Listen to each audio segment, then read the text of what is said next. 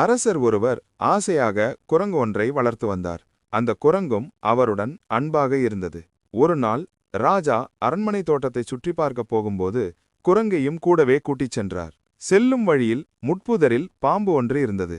பாம்பு மன்னரை கடிக்க முயன்றபோது குரங்கு சண்டையிட்டு பாம்பை கொன்று மன்னரை காப்பாற்றியது. குரங்கின் விசுவாசத்தை பார்த்த மன்னர் மிகவும் சந்தோஷமடைந்தார். உடனே மன்னர் குரங்கினை தனது பாதுகாவலராக நியமித்தார்.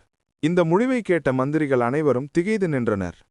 மந்திரிகள் ராஜாவிடம், என்னதான் இருந்தாலும் அது ஒரு விலங்குதானே, அதற்கு பகுத்தறிவோ முடிவெடுக்கும் திறமையோ கிடையாதே, உங்களுடைய இந்த விபரீத முடிவை மாற்றிக்கொள்ள வேண்டும் என்றார்கள்.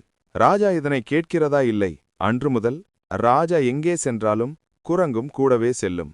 ஒரு நாள் ராஜா குரங்கிடம், நான் நல்லா தூங்க போறேன், என்னை யாரும் தொந்தரவு பண்ணாம பாத்துக்கன்னு சொல்லிட்டு தூங்க ஆரம்பித்தாரு. அந்த நேரம் பார்த்து ராஜாவின் காதருகே ஒரு ஈ வந்து சத்தம் போட்டுக்கிட்டே இருந்துச்சு.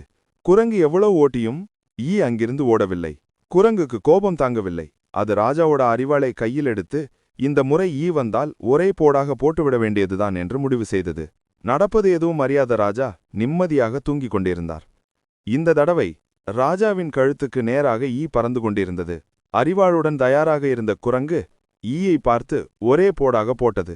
ஆனால் ஈயானது பறந்து மூச்சு. ராஜாவின் கழுத்து 2 துண்டாக விழுந்தது. ராஜா இறந்த செய்தியை கேட்டு ஊர் மக்களெல்லாம் சோகத்தில் மூழ்கினார்கள்.